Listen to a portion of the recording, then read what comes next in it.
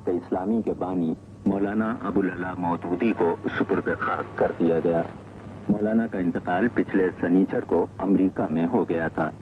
تدفین سے پہلے ان کی نماز جنازہ آج لاہور کے قذافی اسٹیڈیم میں پڑھائی گئی، جس میں ہزاروں افراد نے شرکت کی۔ ان کے جنازے میں شریک لوگوں میں ملک کے فوجی حکمران جنرل ضیاء الحق، جماعت اسلامی کی ممتاز شخصیتیں اور پاکستان نیشنل الائنس کے سربراہ مفتی محمود اور کئی دوسرے ممتاز سیاسی لیڈر شامل تھے۔ ان کے علاوہ ہندوستان، بنگلہ دیش اور کئی عرب ممالک کے مندوبین نے بھی شرکت کی۔ مولانا مودودی کے بیٹے بھی اس سوگوار موقع پر موجود تھے۔ مولانا مودودی کو جو لوگ قریب سے جانتے تھے ان میں الطاف گوہر بھی ہیں، جو پاکستان کے ایک سابق سول سرونٹ، اخبار کے ایڈیٹر اور آج کل لندن میں تھرڈ ورلڈ میڈیا نامی تنظیم کے سربراہ اور تھرڈ ورلڈ کوارٹرلی کے چیف ایڈیٹر ہیں۔ وہ مولانا مودودی کی مشہور اور اہم تصنیف تفہیم القرآن کا ترجمہ بھی کر چکے ہیں، اور اس موقع پر ہم نے ان سے درخواست کی کہ وہ مولانا ابوالعلا مودودی کی شخصیت اور کارناموں کے بارے میں اپنے ذاتی تاثرات بیان کریں۔ مولانا مودودی کی وفات کی اطلاع مجھے 23 ستمبر کی رات کو ملی۔ 24 ستمبر کی صبح ان کی میت نیو یارک سے لندن پہنچی۔ میں دل زدگی کی حالت میں ہیتھرو کے ہوائی اڈے پر گیا۔ وہاں معلوم ہوا کہ نماز جنازہ کا اہتمام اس گاؤں میں کیا گیا ہے جہاں جہاز کی کھیپ رکھی جاتی ہے۔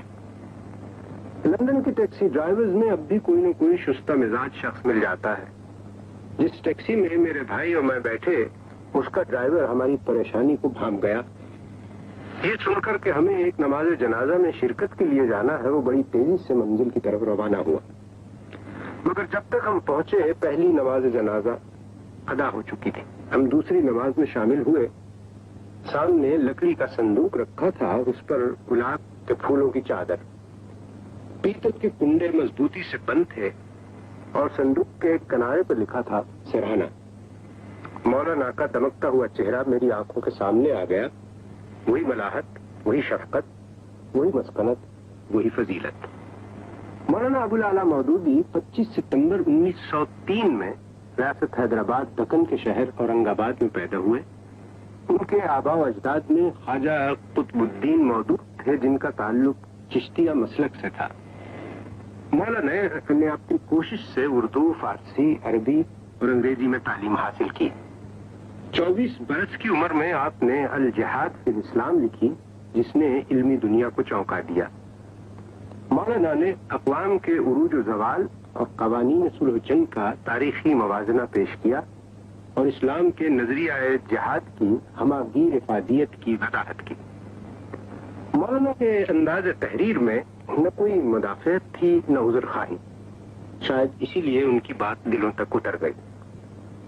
1933 میں مولانا کی ادارت اور ذاتی نگرانی میں ماہنامہ ترجمان القرآن کا آغاز ہوا، اور یہ ذمہ داری انہوں نے آخری دم تک سنبھالے رکھی۔ مولانا نے کوئی 140 کتابیں اور رسالے لکھے، ان میں سے بیشتر کا مختلف زبانوں میں ترجمہ ہو چکا ہے۔ آخری عمر میں مولانا نے سیرت سرور عالم لکھنا شروع کی، جس کی 2 جلدیں شائع ہو چکی ہیں۔ مولانا سے میری آخری ملاقات اس سال مئی کے آخر میں لندن میں ہوئی۔ وہ علاج کے لیے امریکہ جا رہے تھے۔ قیام گاہ پر معتقدین کا جمگٹا لگا تھا۔ اس شام مولانا کی طبیعت قدرے بہتر تھی۔ انہوں نے مجھے رات کے کھانے کے لیے روک لیا۔ مولانا کی باتوں سے مجھے یوں لگا جیسے وہ ملک کے حالات سے نامطمئن اور ایک حد تک مایوس ہو چکے ہوں۔ کھانے کے بعد مولانا نے خدا حافظ کہا اور آہستہ آہستہ قدم اٹھاتے ہوئے اپنی خوابگاہ کی طرف چلے گئے۔ مولانا نے زندگی بھر دین کو سیاست سے جدا نہ کیا۔ تحریک خلافت اور تحریک ہجرت میں شامل ہوئے، اور عمر بھر نو آبادیاتی نظام اور اشتراکی فکر و نظر کی مخالفت کرتے رہے۔ 1941 میں مولانا نے جماعت اسلامی قائم کی، اور 30 برس تک وہ جماعت کے امیر رہے۔ یہی 30 برس ان کی تخلیقی زندگی کی معراج تھے۔ پابند سلاسل ہوئے، زینت زندہ بنے، اور 1953 میں تو معاملہ دار و رسم تک جا پہنچا، مگر اللہ کو ان کی زندگی منظور تھی۔ اسی زمانے میں مولانا نے قرآن کریم کا ترجمہ اور تفسیر مکمل کی، جو 6 جلدوں میں تفہیم القرآن کے عنوان سے شائع ہوئی۔ پاکستان کی سیاست میں مولانا مودودی ہمیشہ ایک متنازع فی شخصیت رہے۔ بہت سے علم دوست حضرات جو مولانا کی فکری اور ذہنی قوتوں کے دل سے مترف تھے، ان کی سیاست سے متفق نہ تھے۔ یہ بھی کہا جاتا رہا کہ مولانا سیاست میں نہ پڑتے تو ان کے تبلیغی مشن کا میدان اور وسیع ہوتا۔ مولانا سے میری عقیدت اور تعلق علمی سطح تک محدود تھا۔ ان کی جماعت کی سیاست سے میرا کبھی کوئی واسطہ نہیں رہا، اس لیے میں مولانا کی زندگی کے اس اختلافی پہلو پر آزادی سے بات کر سکتا ہوں۔ ہر معاشرے میں دائرہ اثر اور دائرہ اقتدار میں ٹکراؤ رہتا ہے۔ خود مولانا نے اپنی کتاب خلافت و ملوکیت میں اسی ٹکراؤ اور ستیزہ کاری کی وضاحت کی ہے۔ ایک عالم کی شخصیت جب تک دائرہ اثر تک محدود رہتی ہے، اس کی تحریر و تقریر کو ایک معیار پر پرکھا جاتا ہے۔ جو ہی وہ دائرہ اثر سے نکل کر دائرہ اختیار کی طرف یا اقتدار کی طرف بڑھتا ہے تو اس کے افعال اور کردار کو جانچنے اور پرکھنے کا معیار بدل جاتا ہے۔ سیاستدان مسند اقتدار تک پہنچنے کے لیے بہت سے مراحل سے بآسانی گزر جاتے ہیں۔ یہی مراحل ایک با اصول عالم کے لیے انتہائی ذہنی کشمکش کا باعث بن جاتے ہیں۔ وہ اصول پر اڑتا ہے تو اقتدار سے کھسکتا ہے، اور اصول سے کھسکتا ہے تو تضاد کا شکار ہو جاتا ہے۔ نظری اور بنیادی اصولوں کی تشریح و تفسیر ایک بات ہے، حالات پر ان کا اطلاق الگ بات ہے۔ مفسر عملی سیاست میں شمولیت اختیار کرتا ہے تو اسے حالات سے نبرد آزمائی اور بالآخر مفاہمت کرنی پڑتی ہے، اور یہ سودا اسے ہمیشہ مہنگا پڑتا ہے۔ مولانا کے نظام فکر میں سیاسی اقتدار کا حصول مرکزی حیثیت رکھتا تھا۔ نظری اعتبار سے اس پر کوئی اعتراض نہیں کیا جا سکتا، اس لیے کہ اسلام میں زندگی کا ہر پہلو دوسرے سے وابستہ و آویزہ ہے اور دین کی سیاست سے جدائی ناممکن ہے۔ مگر اسلامی تاریخ میں شروع کے چند سالوں کے علاوہ دین اور سیاست کے دھاروں کا سنگم شاید کبھی نہیں ہوا۔ مولانا نے جماعت اسلامی کو اپنے فکری مشن کی تکمیل کے لیے ایک عملی ادارے کی شکل دی، مگر ان کی فکر اور نظریات کی تفسیر ایک سطح پر رہی اور جماعت کی سیاست دوسری سطح پر۔ یہ دو سطحی رشتہ مولانا کے لیے ہمیشہ سیاسی اور عملی دشواریاں پیدا کرتا رہا۔ جماعت کا ہر فیصلہ مولانا کا فیصلہ سمجھا گیا، اور یوں بھی ہوا کہ کسی معاملے میں مولانا نے ایک رائے کا اظہار کیا اور جماعت نے فیصلہ اس سے مختلف کیا۔ مجبوراً ہر تضاد پر سیاسی ضرورت کا پردہ ڈالنا پڑا، اور یہ پردہ اصولوں کی آنکھوں پر پٹی کی طرح لپٹتا رہا۔ یہی وہ تضاد ہے جو آج ایران میں ایک محترم بالشان انقلاب کے بعد اور تہران کے فکری اور عملی بوجھ کی شکل میں نمایاں ہو رہا ہے۔ یہی وہ تضاد ہے جو صاحب اقتدار کو صاحب فکر سے خائف رکھتا ہے اور صاحب فکر کو اقتدار سے کنارہ کشی کو مجبور کرتا ہے۔ مولانا کو یقین تھا کہ لوگ ایک دفعہ روح قرآن تک پہنچ جائیں تو ان کی زندگی کی الجھنیں دور ہو جائیں گی۔ روح قرآن کیا ہے؟ خدا بند عالم کی فرما روائی، وہ سارے جہاں کا مالک، معبود اور حاکم ہے۔